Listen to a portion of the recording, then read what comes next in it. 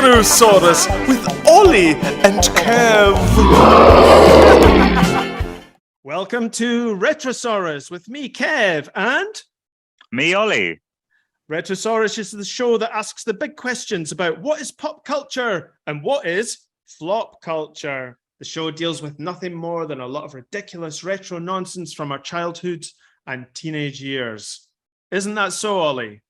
Yes, that's right, Kev. That's exactly what we do. We get right into the heart of it, like a surgeon, scalping the childhood of our lives. Absolutely. I mean, anything's on the table, really, isn't it, Oli? Like trashy films, pop music. Yeah. We're harvesting all the organs, everything. Nothing is going to waste in this. Sounds like Silence of the Lambs. Ooh, that's something we can do. We'll do that at another point. Absolutely. But not tonight, because of course tonight's topic is Dynasty, the reunion. Yes. An amazing show. Thank you so much. This was Kevin's idea, and I'm holding to that. And all I can say is thank you for such an 80s, well, actually almost 80s, 90s, wasn't it? Like back to the past. Fantastic. Absolutely. So are you telling me that you had never seen Dynasty before I mentioned this? No, that would be a complete and utter lie. I did see Dynasty because obviously, as I'm sure your parents were, my parents were massive fans of this Dynasty and Alice, and sometimes I get confused between the two. It's an impressive show, isn't it, in terms of the amount of wealth that's going on in this show? Too true. Would you say it was a symbol of the 80s? Power, money. It's quite influential in that, isn't it? Really? Oh, totally. I mean, that show influenced fashion in the way that Vogue celebrates fashion today. It's it went on for a long time as well, didn't it? Went on from well, just off the top of my head, the 12th of January 1981 to the 11th of May 1989, and that's just off the top of my head. I can't be exact. It's not because we went on Wikipedia and not at all. And this was obviously the great Aaron Spelling. The great Aaron Spelling. You make it sound like you have a poster of him on your wall. Of course I do. A statue. Thank you very much. I built a statue to him, and all the great works that he's done. He's the Shakespeare of the 80s, I think. Yeah, well, you know what? You might be right there, Oli, because I had a look at some of the shows that he had produced, and some of them are brilliant. I mean, I think you have to be a certain age to remember them. Yes. But they're listed as Starsky and Hutch. Ooh, well, that was good. Yeah, no question. How could you forget Huggy Bear and those platform boots? Yeah. Charlie's Angels. Massive spin-offs on that. Loads of films. How can you not knock that? I mean, that's exactly. Just gold. And we're talking all in the 70s here, right? Yep. Late 70s, maybe. Yeah. The Love Boat. And finally, Heart to Heart. Oh, Heart to Heart. And when they met, it was Moida. I don't remember that one, but obviously you do. So I do. And also Robert Wagner, I think his name is. Yeah. So we've watched this episode called Dynasty: The Reunion, right? Which comes directly after after Dynasty is all done and dusted because the ratings have gone down. It's a mess. It's finished, and it's all left on a cliffhanger. Now, I don't know if you know this part. I don't, because carry on. Well, I can give you a few examples because, well, when you watch Dynasty: The Reunion, you get there's some woman who's standing in the Carrington house talking about what happened previously, right? Yeah. So, if I understood correctly, in the very last episode of Dynasty, someone fell off the banister. Right. Okay. That Crystal, I imagine. No, that was Sexy Dex and Alexis, right? Right. Dex Dexter, Alexis's younger toy boy guy, right? Oh, really? Right. Okay. And what happened was somebody had a fight with Alexis. Alexis and Dex Dexter fall over the banister, but not in the Carrington house, but in a hotel or something like that. Okay. And the explanation in the reunion is that she somehow, Alexis, managed to do a double backflip or something, land on Dexter in midair, and land on him and save herself, but killing him. Yeah, was the first one. Okay, and no one's sad to see him go. Let's put it that way. The second storyline is a really weird one that Crystal Carrington, the wife of Blake Carrington, the second wife of Blake Carrington, goes into a coma. Yes, of course, which is the whole start of this whole thing. Yeah. Right. And in the reunion episode, wakes up in a Geneva clinic. Yes. And Blake, at the end of the last episode, goes to jail, I think for having shot someone or something like that. And he's got this whole conspiracy theory that there's this consortium that's trying to rule the world and stuff like that. And the very last one is, I'm sure it's Fallon, who is the daughter of Blake, and the much younger daughter, Christina, are locked somehow in a cave under the Carrington estate, which just so happens to have lots of buried treasure under it. With a maniac, I might add. Right. Okay. So with a maniac. You mean a maniac in the cave? Right.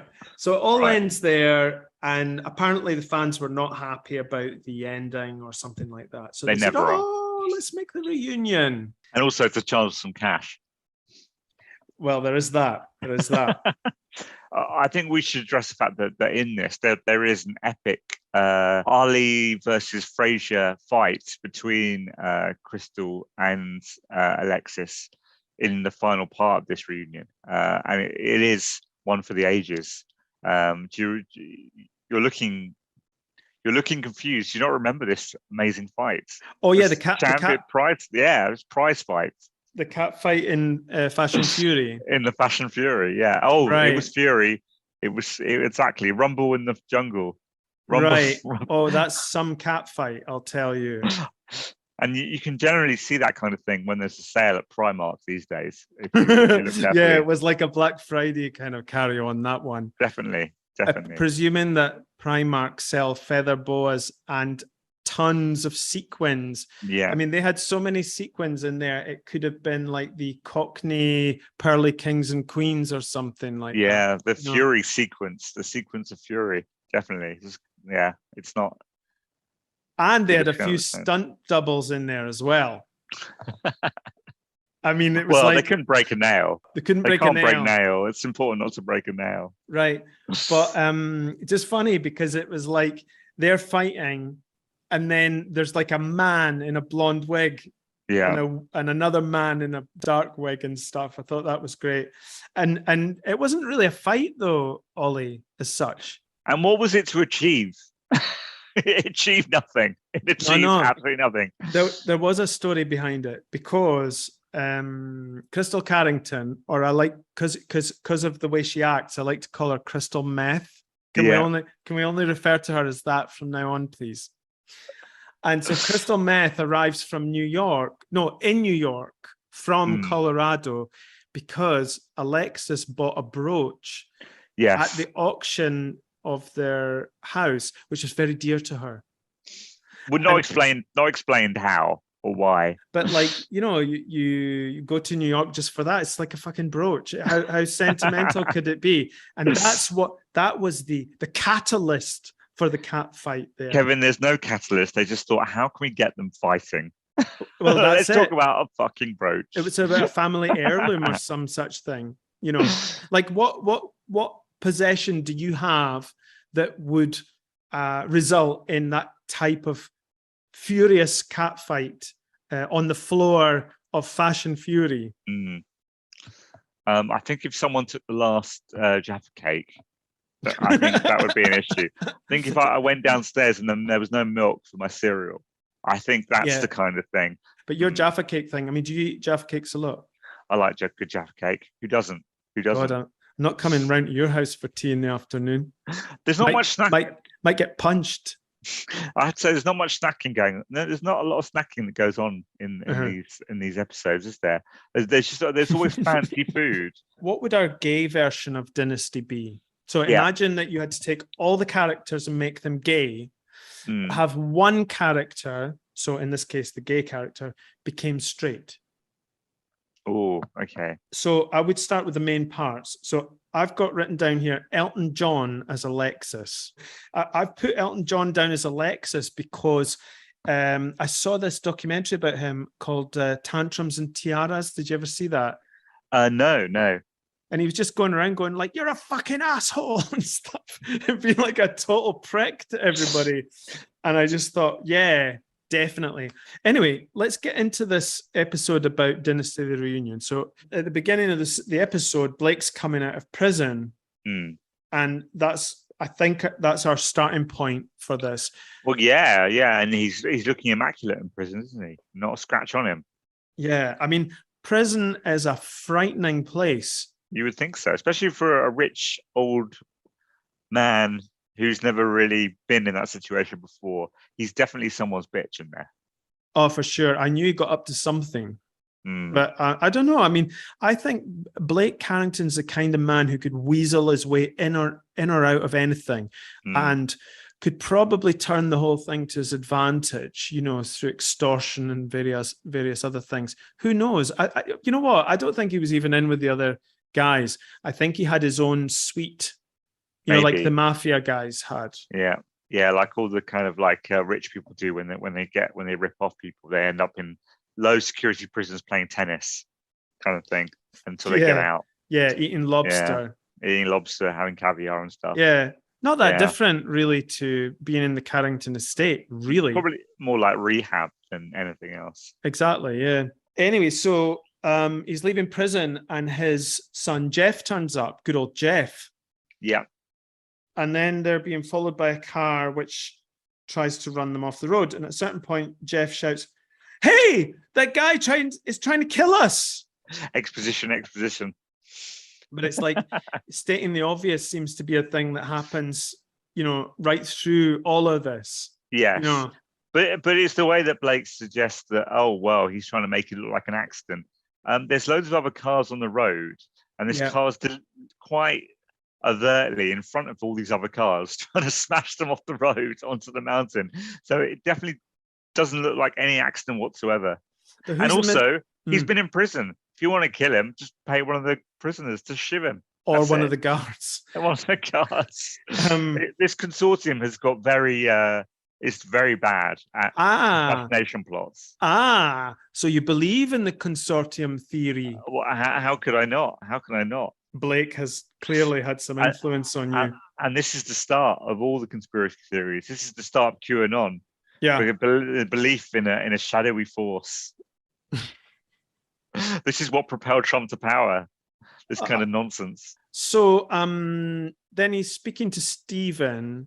You know, they're sorting out Blake and Stephen, they're sorting out a whole load of old problems that they have and stuff. And there's this brilliant conversation. It's one of the best things that Blake says in the whole episode, where because what we haven't spoken about is that Crystal is in a hospital in Geneva in a coma or not in a coma. It's so mysterious. Yeah. And there's a whole mystery.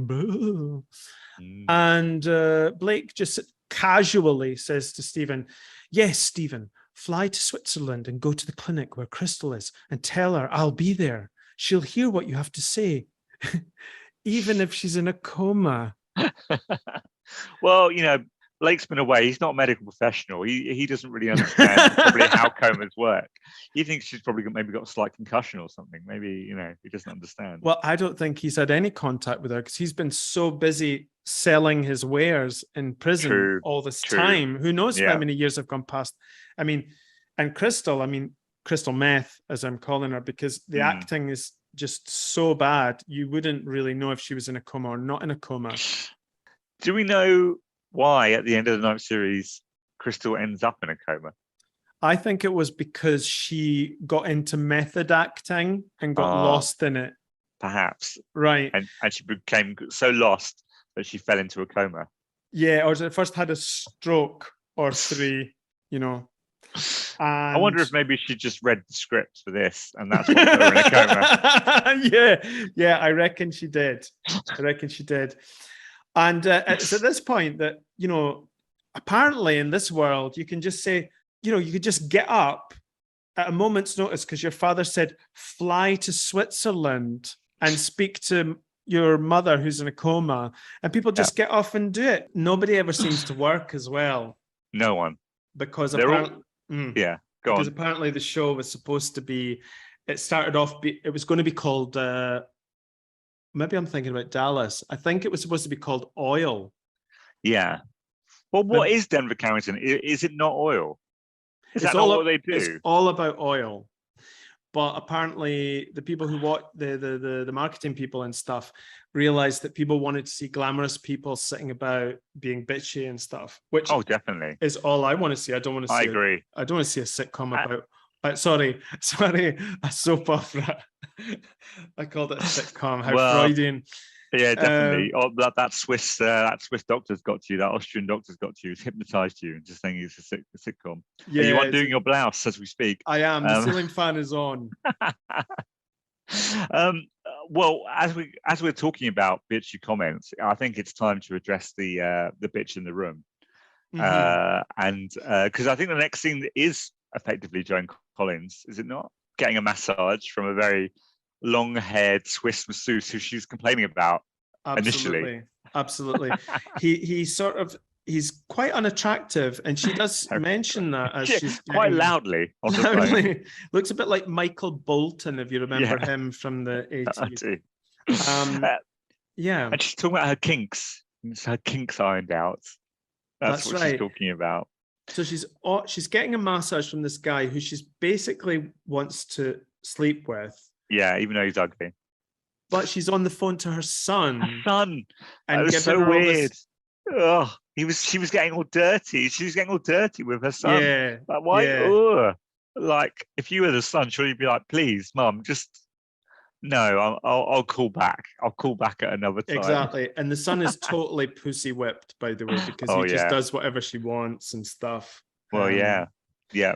So Alexis, we all know who she is. We know she's like the dragon lady, but I would also put her up there with world's worst mother. Yeah, definitely. The dirty chat on the phone. Yeah. She's a terrible one. She's a terrible person. Yeah, I think... but that's what's great. I mean, when I haven't got onto it yet, but the fight that she and Crystal eventually have. I mean, what was going on there? I mean, hilarious. I mean, surely they must have had a great... Did they hate each other in real life, or did they get on? Well, I understood that Joan Collins was kind of...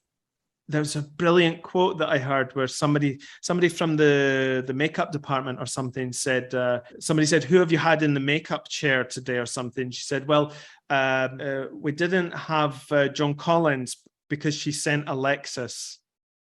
Oh, right, okay. So yeah, apparently she really got into a lot of fights with people, and especially the guy who plays Blake Carrington.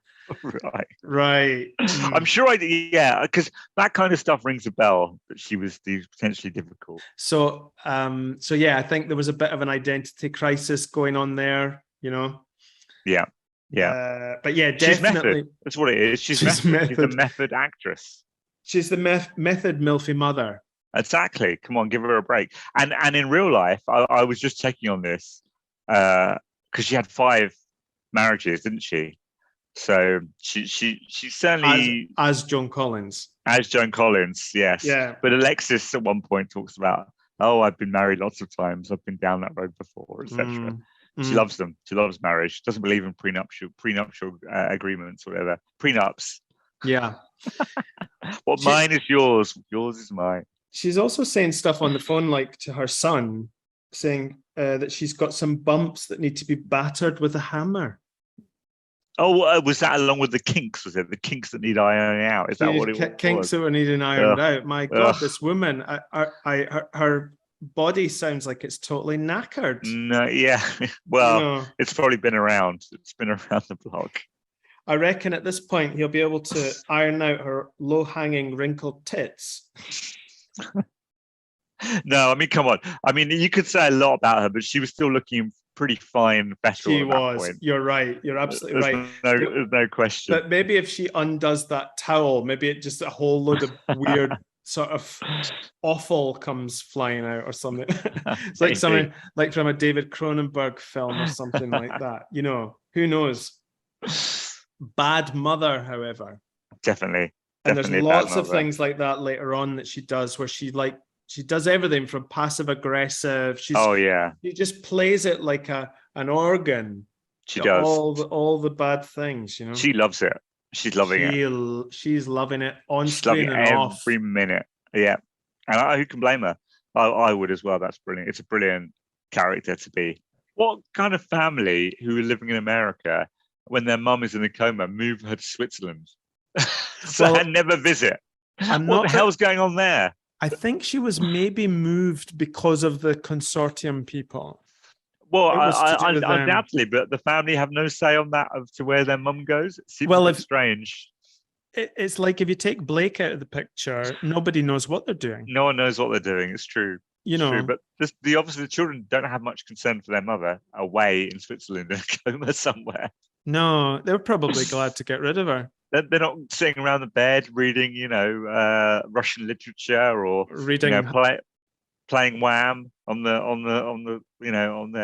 stereo to try and wake her up, all that kind of stuff. I think the only literature that woman reads is Harper's Bazaar and the telephone directory, to be honest. So Alexis, you know how she's got involved in Fashion Fury, and there's some woman who's a fashionista and whatnot, and they're sitting around talking about men, and you know how they're all trying to be like powerful women in a man's world and big shoulders, all that kind of shit. Well, listen to this. So Alexis comes out with this.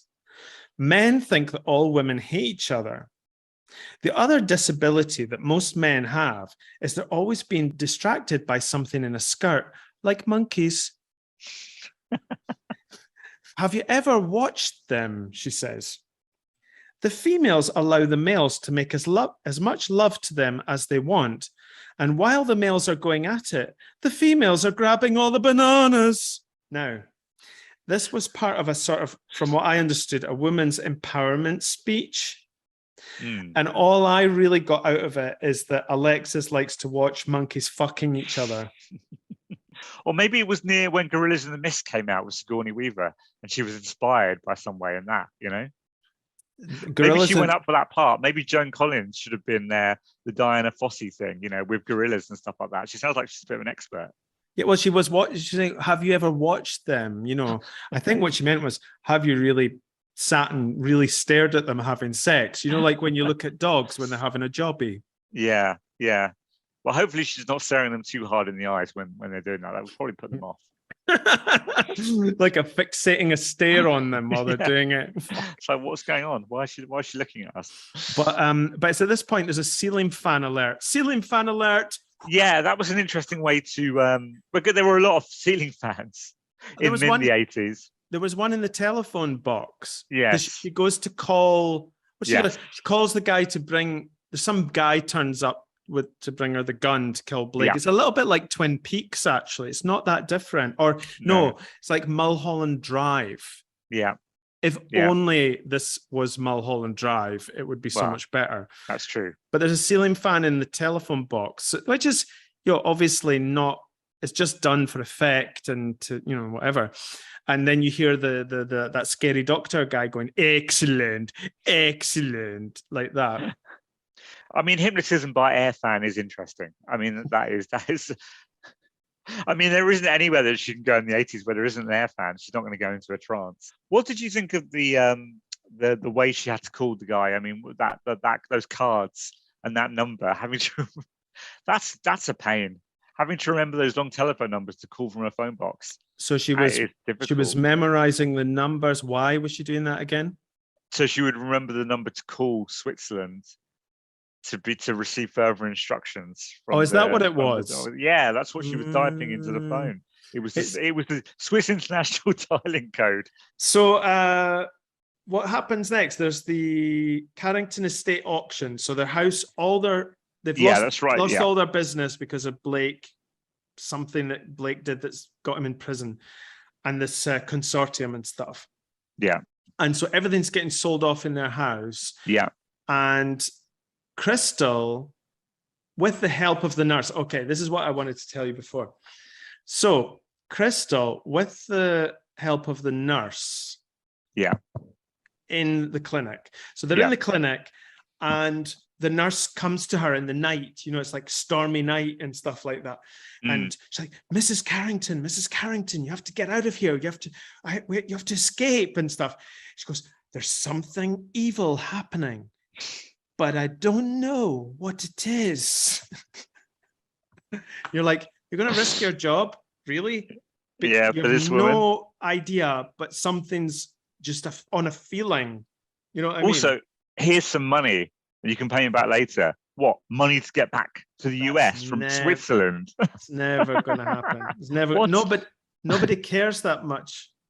And nobody cared that much then either. No, that's true. To be fair, actually, that is possible because this I know this from Geneva why everything was so fucking expensive. Because even at McDonald's, like I got a Big Mac there, and it was like £15 or whatever for a Big Mac meal. So apparently, all the people who work there are on massive salaries. So everyone, it doesn't matter who it is, because you have to be on a massive salary to even be able to afford the fucking place. So actually, I don't doubt the nurse has the money to lend her to get back to the United States, probably first class. On Concorde probably at that point as well, without any problem whatsoever. She's back pretty quickly with no jet lag. We're only 15 minutes into the story, and it's like something you would think up if you were on mushrooms or something like that. It's totally insane. But that auction thing is hilarious. That auction thing is nonsense. Like Alexa's going in to buy everything or buy some stuff, but that is quite funny. That whole bit with Alexis and really Crystal in the nasty as pro. well. Oh, she's so good, so good. I can't remember some of the lines in there, but it was like she was very cutting. And then it was like, I think she said something like, Alexis said to Crystal, "Oh, you were as addicted to the trappings as I was," or something like that. And she's like, "Oh, I never cared about that. All I was cared about family and love, whatever." Right, because Alexis was Blake's first wife. Yes, as I slowly realized during this episode. Right. So then the gay son, Stephen, appropriately named Stephen, turns up and just so happens to have a boyfriend called Bart. Can I just say that properly? Because I'm not saying it properly. It was, here's my boyfriend, Bart. Or something like that. He's quite aggressive as well, isn't he? He's quite aggressive with his father, because his father turns up and he's like really like big in there. Well, was there any context to this that I don't know about from the last episode? Because was he originally gay, or did they make him gay for the reunion? Oh God, this is, I've looked into this. He originally was gay, I think, and then decided to marry Sammy Jo. Yes. Right. She's hot. She's hot. She's great.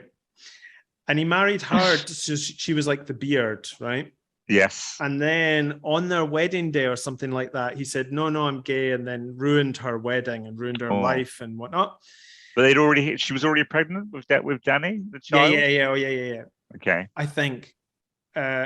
And then they end up back in bed together because, the more unsettled that producers get about gay stories, they just pop him in and out of the closet as willy-nilly. God, that's appropriate. The guy should have a revolving door in there in that closet. And then he gets into an accident on an oil rig. Because the previous actor's going away, so the new actors come in, and of course, he's sitting there like the Invisible Man and stuff, and they take it off, and they're like, "Oh my God, Stephen!" You're like, "Oh my God, you're a different person," and they're like, "Well, what did you expect?" But they showed a clip. They showed a clip of that in the last bit of the reunion where I'll come back onto that. But there's a clip of him on the oil rig, and I just thought, yeah, this has gone a bit Village People then. I missed that whole bit. You actually saw that on the oil rig, did you? Well, he at the end of the reunion part 2. Notice how I'm extremely intrigued. Like, intrigued by gay people on oil rigs. But they had the family reunion where Blake is showing a TV video, a video of the best bits of the family over the years, which is basically clips from Dynasty. Yeah, well, of course. There's one point in it where it is meta, where one of them goes, "How did you even get that footage when that was like in a shopping mall or something?" And he was like, "Oh, I bribed the manager of the boutique." No, did he like say that really? Yeah, he did say that's like clearly hell. they know that this is taking a piss. But in one of those clips, there's a clip of this Stephen character dressed in oil rig uniform, in a like blue jumpsuit and a hard hat with black oil on him. I mean, the idea is that you're not supposed to get oil on you, so I'm not entirely sure how that's happened. Right. But then I guess, you know, he's gay. Of course, he can't control spurting all over himself, can he? So he's not suitable to work in an oil rig, really. The bit that I really love, the classic quote here, is Bart wistfully saying to Stephen, "You spend your days liberating porpoises and saving the rainforest, but your own father shows up." Now, you spend your days liberating porpoises and saving the rainforest. It's quite a disparate number of things that he's doing, isn't it? Like, oh, the porpoises. Oh, the rainforest. Right. and curing cancer and stuff. The way his boyfriend mentioned it, it was like he did it with his own hands. Yeah. I know, I don't believe that too. What does Bart do? What do you think? What do we think Bart does? Oh, he does something, I think, they're in Washington, so it's something to do with politics or something like that. Some lobby, some lobby for some Republican bigoted candidate. Yeah, definitely. Going up the greasy pole. Yeah. But with the gay son, when they went to the basically after he was like, "Oh, I don't give a shit about the fact that you're gay."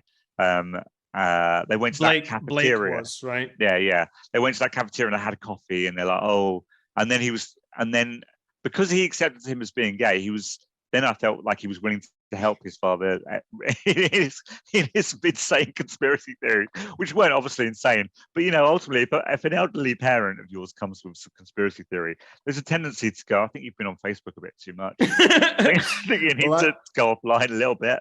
You know? Well, actually, I thought the delivery was so wooden. I thought that I was watching an episode of The Walking Dead. But now, this is the first sighting of Miles Colby, the very sexy. I mean, when I was 10, I had a big thing about this guy. And we see him in shorts. Yes. And it's a big moment. Oh, was it? Was it an awakening for you? Anyway, so you see him in shorts. Fallon, of course, I think, as we previously mentioned, Fallon and him were in the spin-off series called The Colbys. Oh, yeah. In which she got taken away by aliens and was probably probed. Anal probed. Yeah. She had the anal probe. She had the full whack. Full probe. The cavity. Yeah. They went up the front as well. They went up the front as well. Exactly. It was like they're aliens. They don't know what's going on. They want to know what's going on, don't they? Yeah. How else do you do it? Yeah. Apart from probing. Yeah, I'm sure her crack was like a labyrinth after that. I mean, they can fly across the universe, but they haven't got X-ray machines. All they can do is just probe and finger. Yeah. But it was a good scene if you just... So I love the way you got anal probe, but the lovely... This is when we get into the second episode, because we're left on a cliffhanger and Crystal's walking around the bedroom like a creepy bitch with what looks like a nightgown, but it's not really. It looks like couture. Yeah. But it's actually a nightgown, right? And there's creepy music. What was the point? The whole thing of her being hypnotized was to do this when she took off the buttons of the blouse, which I don't think she did in the end. No, she did it at the end of the first episode, and then the second episode she'd taken it off and nothing had happened. She'd slept with him. Right. It made no difference. If this it made no difference to anything, taking off the blouse. If this were real life, you'd be out of there. Yeah. Because it was weird. It was like a bit like Twin Peaks sort of thing, right? Just not as good. But what impresses me even more is Blake's ability to neutralize the situation by getting through to her psychologically. Like, he just instantly knows how to stop this mad, creepy bitch who's walking around like she's Michael Myers in the garden. And he's like, "I love you, Crystal. I love you." And then she just suddenly goes, "Oh, where am I?" And goes immediately, "Hold me." Oh, if only real life were like this. It would be so much more fun. It would be strange. Let's rate it, Ollie. Okay. So on a scale of 1 to 10, how would you rate Dynasty the Reunion? How many Alexises out of 10 would you give? Yeah. I suppose it depends how much Dynasty you've seen before, but I'd say it's a pretty poor show, honestly. Just based on nostalgia, I'm going to give it a 6 for nostalgic reasons. So, yeah, I think I'll see your 6 and I'll keep it at that. I think 6 is probably just about right and generous. Extremely generous. Yeah. So what about we do a quick trailer for Dynasty the Reunion, like a much better one than the one that they probably had on American TV. Dynasty the Reunion, coming to a TV set near you. Alexis is back. Blake isn't dead.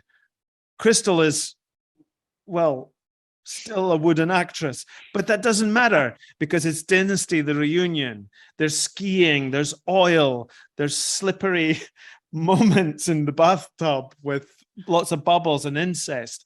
Everything you could possibly want. It's coming to a TV set near you. It's Dynasty the Reunion. It's not just a family, it's a fuck fest. Best creepy doctor award. Well, there's only one doctor in it, isn't there? Yeah. What should we do? Just the Harold Shipman Award for worst doctor. I think it would have to be the Swiss doctor in this, definitely. Yeah. I don't think on the flip side for medical professionals, the nurse, she gives her life for this. She's the only one that dies. But it's not a snuff movie. Yeah, but they killed her. She's the only one. She's the one that's most pointless death. Is she the only person that dies? Who else dies in this? Oh, so unlucky. So unlucky. It was almost like Boris Johnson got the very last staff member of the NHS. True. Yeah, definitely. That's who was driving that car. Yeah, that makes sense. Well, thanks again for listening to RETROSAURUS. This podcast just keeps getting better and better and darker. What do you think, Ollie? Oh, yeah, definitely. We're plunging the depths of the human soul here. Yeah, we're definitely plunging. Pity we don't have a plunger. Yeah, indeed. Maybe we need to borrow those ones off those alien anal probers. Maybe get their plunging equipment. And on that note, dear audience, plunge on, and we'll see you in the next episode of RETROSAURUS.